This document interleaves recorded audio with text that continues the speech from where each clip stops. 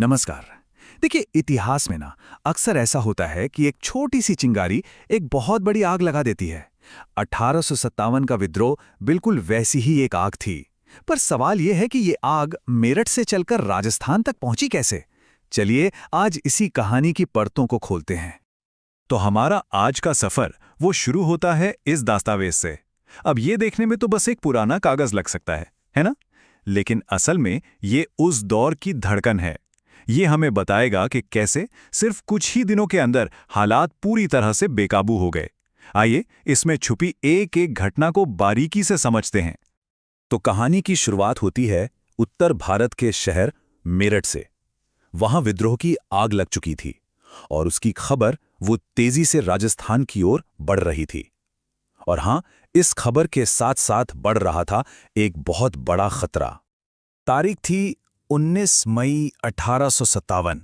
ये वो दिन था जब राजस्थान में बैठे सबसे बड़े ब्रिटिश अधिकारी, agent to the governor general मतलब एजीजी जॉर्ज लॉरेंस, उन तक मेरठ में हुए विद्रोह की खबर पहुंची। और यकीन मानिए, इस एक खबर ने वहां सब कुछ बदल कर रख दिया। अब इसके बाद के जो 10 दिन थे ना, वो बहुत ही ज्यादा अहम थे। देखिए हुआ क्या। 19 मई को खबर मिलती है, फिर 27 मई को नसीराबाद में एक बहुत ही जरूरी टकराव होता है, और बस अगले ही दिन 28 मई को राजस्थान में विद्रोह की आग भड़क उठती है। सब कुछ कितनी तेजी से हुआ। जैसे ही लॉरेंस को यह खबर मिली, उसकी सबसे बड़ी चिंता बन गया अजमेर। अब सवाल यह है कि भाई अजमेर ही क्यों? अजमेर में ऐसा क्या था? असल में अजमेर उस वक्त पूरे इलाके के लिए एक कह सकते हैं रणनीतिक बारूद के ढेर जैसा था। तो अजमेर में था क्या क्या? पहली चीज, गोला बारूद का एक बहुत बड़ा जखीरा। दूसरा, पूरा सरकारी खजाना। और तीसरा, अंग्रेजों की ढेर सारी जरूरी संपत्ति। मतलब अगर अजमेर हाथ से गया तो समझ लीजिए कि इस पूरे इलाके पर से उनका कंट्रोल गया। और यहीं पर कहानी में आता है एक बहुत ही दिलचस्प और खतरनाक मोड़। इस सारे खजाने और गोला बारूद की रखवाली कौन कर रहा था? 15वीं बंगाल नेटिव इन्फेंट्री। जी हां, ये ठीक वही रेजिमेंट थी जिसने कुछ ही दिन पहले मेरठ में बगावत का झंडा उठाया था। सोचिए जरा। अब जाहिर है लॉरेंस के सामने एक बहुत मुश्किल फैसला लेने का वक्त था। उसने 3 कदम उठाए। पहला तो था शक। उसे पूरा यकीन था कि ये टुकड़ी मेरठ से अपने साथ बगावत के ख्याल लेकर आई है। तो दूसरा कदम था ट्रांसफर। उसने फौरन इस टुकड़ी को अजमेर से नसीराबाद भेजने का हुक्म दिया। और तीसरा कदम सिक्योरिटी बढ़ाना। अजमेर की हिफाजत के लिए ब्यावर से एक दूसरी ज्यादा भरोसेमंद रेजिमेंट बुला ली गई। और लॉरेंस का यही फैसला, बस यहीं से कहानी का पूरा रुख ही मुड़ जाता है। अब सारा का सारा एक्शन अजमेर से शिफ्ट होकर नसीराबाद पहुंच गया है। एक ऐसी जगह जहां सैनिकों और अंग्रेज अफसरों के बीच अविश्वास की खाई बहुत तेजी से गहरी होने वाली थी।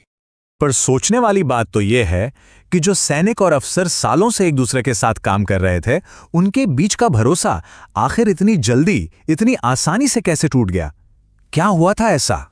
इसे समझने के लिए ना हमें दोनों तरफ की बात देखनी होगी। अंग्रेजों ने क्या किया? उन्होंने नसीराबाद पहुंचते ही 15वीं इन्फेंट्री के सारे हथियार जब्त कर लिए, और तो और पहरेदारी के लिए 1st बॉम्बे लैंसर्स की तोपें भी तैनात कर दी। लेकिन सैनिकों ने इसे कैसे लिया? उनके लिए यह खुला अविश्वास था, यह सरासर उनका अपमान था। और फिर आया वो एक पल जिसने शायद सब कुछ तय कर दिया। 27 मई का दिन था। 15वीं बंगाल नेटिव इन्फेंट्री का एक सैनिक वो सीधे अंग्रेज अफसर प्रिचार्ड के पास गया और उसने साफ साफ पूछा, क्या आपको हम पर विश्वास नहीं है? अब अफसर प्रिचार्ड वो इस सीधे सवाल का कोई ठीक ठाक जवाब नहीं दे पाए, और बस विश्वास की जो एक आखिरी पतली सी डोर बची हुई थी ना, वो भी उसी लम्हे में टूट गई। तो इस टूटे हुए विश्वास का नतीजा क्या निकला? जाहिर है 28 मई का विद्रोह, ये वही धमाका था जिसका डर लॉरेंस को पहले दिन से ही सता रहा था। सोचिए, उस तनाव भरी बातचीत के ठीक एक दिन बाद 28 मई 1857 को 15वीं बंगाल नेटिव इन्फेंट्री के सैनिकों ने नसीराबाद छावनी में बगावत कर दी, और इसी के साथ राजस्थान में 1857 की क्रांति का बिगुल बज चुका था। लेकिन देखिए, नसीराबाद तो सिर्फ एक शुरुआत थी। अब जरा थोड़ा जूम आउट करते हैं और पूरी तस्वीर को देखते हैं कि ये आग और कहां-कहां तक फैल सकती थी। उस वक्त राजस्थान में कुल 6 ब्रिटिश छावनियां थीं। नसीराबाद, ब्यावर, नीमच, देवली, खेरवाड़ा और एरिनपुरा।